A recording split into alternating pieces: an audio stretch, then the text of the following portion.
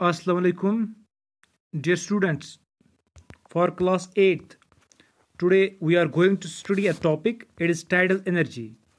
As you already know that we are actually studying a topic. It is a subtopic tidal energy. We are studying a main topic, that is non-conventional source of energy. Non-conventional source of energy. Good. And we have already studied some non-conventional source like geothermal energy, nuclear energy, wind energy, and today our topic is tidal energy. Today we will see what is tidal energy and how it is produced. Good. As you know that non-conventional source of energy, these are actually the source of energy which are new, which are non-pollutants, which are inexhaustible.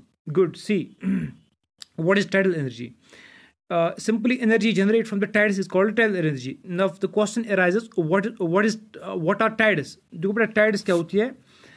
Tides are actually the regular rise and fall of sea water.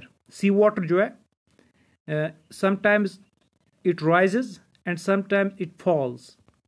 See, actual में regular rise, इनका एक मखसूस time होता है, एक particular time होता है, तब ये वाटर जो है ये राइज होता है और फॉल होता है. This regular rise and fall of this sea water is called as tides. Good. Sea, actual में इनका पोटेंशियल जो है बहुत ज़्यादा है एनर्जी जनरेट करने का, क्योंकि ये जो है सिंपली हम कह सकते हैं सी लेवल जो हाइट पे जाता है और फिर जो है ये फॉल हो जाता है. ठीक है ना, इन्हीं को कहते हैं हम टाइड्स. गुड. अब ये टाइड्स क्यों उठती है सीज या ओशंस में? It is because of the gravitational pull of sun and moon का ज़्यादा होता है as compare to sun. Sun की डिस्टेंस एक्चुअल में अर्थ से ज़्यादा है, तो मून का जो इम्पैक्ट होता है ज़्यादा होता है. This regular rise and fall of sea water is called as tides. इन्हें कहते हैं हम tides. Good. Now see what is actually tidal energy. Tidal energy, it is simply the energy generated from tides. जो energy हम tides से generate करते हैं that is called as tidal energy. जैसे मैंने कहा कि इनका पोटेंशियल बहुत ज़्यादा है. वाई सो? जनरल जो हम हाइड्रो इलेक्ट्रिसिटी बनाते हैं, इसमें भी वाटर को हम क्या करते हैं, हाइट से फॉल कराते हैं. ठीक. यहाँ पे जो है वाटर जो है खुद ही हाइट पे जाता है फिर फॉल हो जाता है. Rise and fall. Sea water और ओशनिंग वाटर जो है राइज और फॉल करता है, जिन्हें कहते हैं tides. And energy generated from these tides, जो ये एनर्जी जनरेट होती है इन टाइड्स से, this is called as tidal energy. Good. अच्छा देखो बेटा, ये टाइडल एनर्जी अब कैसे बनाते हैं हम? Tidal energy can be generated by building dams at narrow openings of the sea. जो सीज की ओपनिंग्स होती है, नैरो ओपनिंग्स होती है, वहां पे एक्चुअल में डैम्स जो है वो बिल्ड किए जाते हैं. छोटे छोटे डैम्स जो है वहाँ पे बिल्ड किए जाते हैं. जैसे रिवर्स पे डैम बिल्ड किए जाते हैं, ऐसे ही वहाँ पे डैम्स जो है बिल्ड किए जाते हैं इन सीज की ओपनिंग्स पे. जो सीज की ओपनिंग्स होती है, इन पे डैम्स बिल्ड किए जाते हैं. और and when the high tide, जैसे मैंने कहा कि सीज की ओपनिंग जो है वहाँ पे डैम्स बिल्ड किए जाते हैं. Good. And during the high tides during the high tide the energy of this tide is used to turn the turbine. अच्छा, जब इन डैम्स में क्या होता है, पहले से ही टर्बाइंस फिक्स हुए होते हैं. Turbines that are connected to floating generator से वो कनेक्ट होते हैं. ठीक है ना. जब ये tide when the tide rises, जब हाई टाइड होती है तो उस टाइम क्या होता है, ये इस टर्बाइन को रोटेट करते हैं. ठीक है ना. This rotates this turbines and this turbines they are connected to generator and the energy is produced. तो इसमें से जो है इलेक्ट्रिसिटी बन जाती है. ठीक है ना. ये न्यू सोर्स है, अभी वर्ल्ड में इतना डेवलप नहीं हुआ है, बट इसका जो है पोटेंशियल, जैसे मैंने पहले ही कहा, बहुत ज़्यादा है. और फ्यूचर में हम देखेंगे इससे जो है बहुत ज़्यादा एनर्जी जो है प्रोड्यूस की जाएगी फ्यूचर में. ठीक है ना. तो सिंपली टाइडल एनर्जी, इसके पीछे का जो सिंपली लॉजिक है ये है कि हाई टाइड जो होती हैं, हाई टाइड्स एक्चुअल में हमें पता होता है कि कब ओशंस या सीज में टाइड्स उठेंगी, ये इसका हमें पहले ही मालूम होता है टाइड्स कब उठेंगी. तो हाई टाइड जो होती है ये टर्बाइंस के ऊपर गिरती है और इन टर्बाइंस को रोटेट करती है, जो जनरेटर से कनेक्टेड होते हैं, और इनसे जो है इलेक्ट्रिसिटी प्रोड्यूस की जाती है. ठीक है ना, एनर्जी प्रोड्यूस की जाती है. गुड.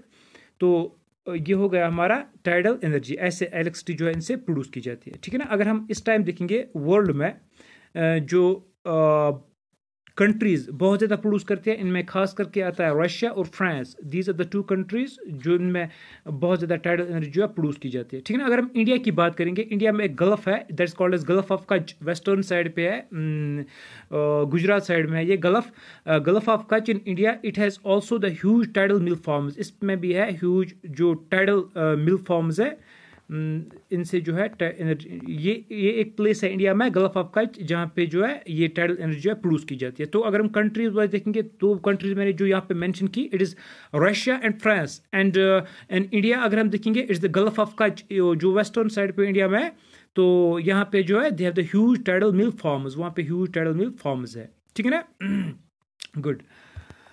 अच्छा, अगर हम बात करते हैं इनके टाइडल एनर्जी जो है इसके एडवांटेज की अगर हम बात करेंगे, ठीक है ना, तो इसका एक ही है कि जैसे मैंने कहा ऑलमोस्ट सारे जो नॉन कन्वेंशनल सोर्स है जिनमें टाइडल एनर्जी भी एक इंपॉर्टेंट सोर्स है, दे आर नॉन पोल्यूटिंग, इनसे पोल्यूशन जो है नहीं होती है, ठीक है ना, ये नॉन पोल्यूटिंग होते हैं एज कम्पेयर टू जो हमारे कन्वेंशनल सोर्स ऑफ एनर्जी है कोल या पेट्रोल में, वो बहुत ज़्यादा पोल्यूशन करते हैं। तो ये जो है नॉन पोल्यूटिंग है and they are also inexhaustible, ये भी इनएग्जॉस्टेबल है, ठीक है ना। वर्ल्ड जब तक रहेगा तब तक ये टाइड्स जो है ओशंस में, सीज में उठती रहेंगी, ठीक है ना। तो इनसे हम जितना भी हम जनरेट करेंगे एनर्जी, ये कभी खत्म नहीं होंगे, ठीक है ना। ये इनका सबसे बड़ा एडवांटेज है कि दे आर इनएग्जॉस्टेबल। ऐसी टाइडल एनर्जी जो है इट्स इनएग्जॉस्टेबल, ये कभी खत्म नहीं होगी अर्थ पे, ठीक है ना। जितनी भी हम एनर्जी इनसे जनरेट करें तो ये कभी ख़त्म नहीं होंगी। दे आर नॉन पोल्यूटेंट्स है ये, और also they are inexhaustible. Good.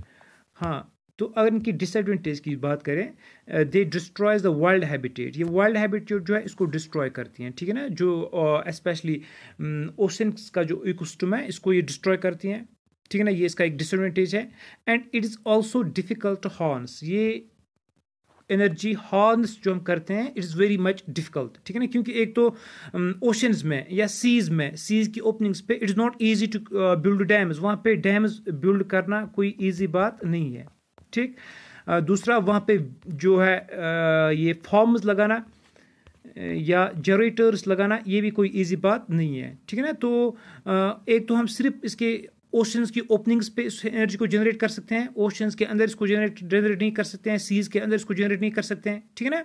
तो पोटेंशियल बहुत ज़्यादा है लेकिन it is difficult to harness, इसको ईजी नहीं है हार्नेस करना, ठीक। तो ये हो गया बेटा हमारा यहाँ पे टाइडल एनर्जी, ठीक है ना। तो लास्ट जो हम इसमें पढ़ेंगे वो है बायोगैस। गुड। जो बेटा बायोगैस क्या है, बायोगैस क्या होता है, ठीक। ऑर्गेनिक फ्यूल है।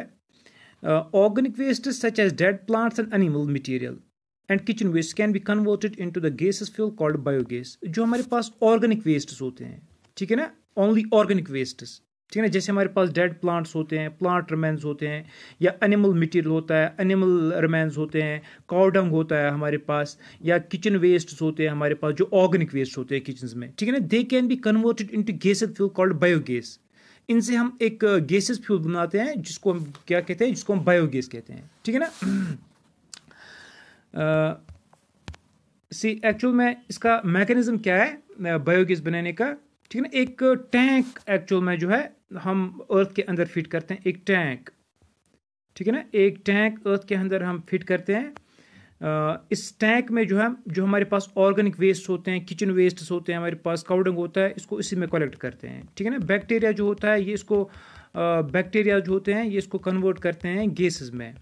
डिफरेंट मैकेनिज्म होता है इसमें।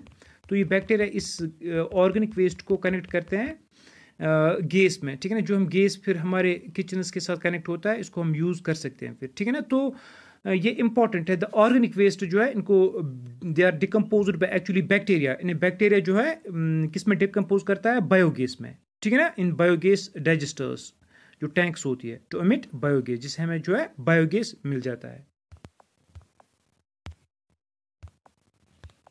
Yes, it is an excellent fuel. Biogas जो है ये एक्सलेंट फ्यूल है, ठीक है ना। पोल्यूशन लेस फ्यूल है। इट्स यूज्ड फॉर किस चीज़ में यूज़ कर सकते हैं, इनको कुकिंग में यूज़ कर सकते हैं हम डायरेक्टली। जो टैंक्स जो होती हैं बायोगैस टैंक्स, इनकी जो है डायरेक्टली फिटिंग होती है किचन्स में, तो इनको हम कुकिंग के लिए यूज़ कर सकते हैं, लाइटिंग पर्पज़ के लिए यूज़ कर सकते हैं, ठीक है ना। एक तो हम इसमें जो है एनर्जी जनरेट करते हैं। बायोगैस प्लांट जो होते हैं या बायोगैस जो होता है, ये बायोगैस टैंक्स होते हैं, एक तो इनसे हम एनर्जी जनरेट करते हैं, फ्यूल जनरेट करते हैं इससे, ठीक है ना। और इनका एक एडवांटेज ये है कि they produce huge amount of organic manure each year. हर साल जो है बहुत ज़्यादा ऑर्गेनिक जो हमें इसके बाद जो रहता है इस टैंक में, वो जो वेस्ट रहता है इसमें, ठीक है ना, इसको हम एज ए मैन्यूर यूज़ कर सकते हैं, ठीक है ना।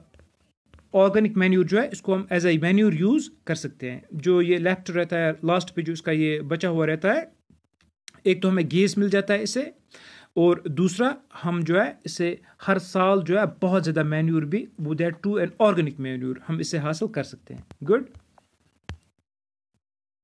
यस। इसके एडवांटेज क्या हैं? जो ये बायोगैस है इसके एडवांटेज, अगर हम इसकी एडवांटेज की बात करते हैं बायोगैस की, ठीक है ना, तो इसके एडवांटेज में यहाँ पे मेंशन करूँगा। एक तो यह है कि ये बायोगैस जो है हमें लो कॉस्ट में मिल जाता है, लो कॉस्ट, कोई ख़ास फ्यूल इसमें नहीं लगता है। जो हमारे वेस्ट होते हैं, काउडंग होता है, किचन में ऑर्गेनिक वेस्ट होता है, ठीक है ना, इसको हम यूज़ करते हैं इनमें, तो कोई ये ख़ास इसमें कॉस्टली नहीं होती है, ये लो कॉस्ट है, ठीक है ना। Also it is easy to operate, easy to operate, कोई इसमें रॉकेट साइंस नहीं लगता है, तो इसको हम ईजिली ऑपरेट कर सकते हैं, ठीक है ना। और जो हमारे पास वेस्ट्स होते हैं उनका भी जो है यूज़ होता है, ठीक है ना, जो वेस्ट्स हमारे किचन से निकलते हैं ऑर्गेनिक वेस्ट्स, ठीक है ना, तो इनका भी हम इसमें यूज़ कर सकते हैं। ये इसके कुछ एडवांटेज है, ठीक है ना। अगर इसकी डिसएडवांटेज की बात करें हम, ठीक है ना, इसकी एक डिसएडवांटेज है कि ये it causes green house effect. इससे क्या होता है? Green house effect, it causes green house effect, green house effect, ठीक है ना, क्योंकि जो ये बायोगैस होता है इसमें जो मीथेन बहुत ज़्यादा प्रोड्यूस होता है। इसकी कंपोजिशन एक्चुअल में क्या होती है? Methane, methane and carbon dioxide, ठीक है ना। मीथेन जो है it is actually a green house gas, ठीक है ना। मीथेन जो है ग्रीन हाउस गैस है, तो इसमें बहुत ज़्यादा प्रोड्यूस होता है ये मीथेन। गुड, तो बेटा यहाँ पे जो है हमारा जो टॉपिक है ये ख़त्म हो गया। तो अगर हम इस लेसन की बात करेंगे, हम इस लेसन में हमने क्या क्या पढ़ा, ठीक है ना। तो बेटा इस लेसन में हमने जो ये चैप्टर था ये it was about minerals and power resource. इसमें हमने पहले मिनरल्स पढ़े, मिनरल्स की इंपॉर्टेंस पढ़ी, मिनरल्स की डिस्ट्रीब्यूशन पढ़ी वर्ल्ड में, ठीक है ना, मिनरल्स किस किस जगह पे कौन कौन से मिनरल्स पाए जाते हैं, डिस्ट्रीब्यूशन पढ़ी हमने। तो जितने भी मिनरल्स के रिलेटेड टाइप्स वाइप्स थे वो हमने इसमें पढ़े। इसमें हमने और ख़ास जो टॉपिक पढ़ा है इसमें वो थे पावर रिसोर्सेज, ठीक है ना, जिसमें हमने दो इंपॉर्टेंट पावर रिसोर्स पढ़े, एक कन्वेंशनल पावर रिसोर्सेज और दूसरा नॉन कन्वेंशनल पावर रिसोर्सेज, ठीक है ना। कन्वेंशनल पावर रिसोर्स में जैसे हमने कोल पढ़ा, फायरवुड पढ़ा, पेट्रोलियम पढ़ा, हाइड्रो इलेक्ट्रिसिटी पढ़ी, ठीक है ना, दे वर कन्वेंशनल सोर्स। और जो नॉन कन्वेंशनल सोर्स हमने इसमें पढ़े, they were wind energy, for example solar energy, hydel power, wind energy, solar energy, geothermal energy हमने इसमें पढ़ी, ठीक है ना। या आज हमने पढ़ी न्यूक्लियर एनर्जी भी पढ़ी, या आज हमने पढ़ा टाइडल एनर्जी या बायोगैस, ठीक है ना। तो ये हमारी जो इस टाइम जो है लेसन अब ख़त्म हो गई है, ये वाली थर्ड लेसन। अब हम चौथी लेसन जो है इंशाल्लाह जब नेक्स्ट वीडियो लेक्चर होगा इसमें हम चौथी लेसन जो है एग्रीकल्चर, ठीक है ना, वो डिस्कस करेंगे। Thank you very much.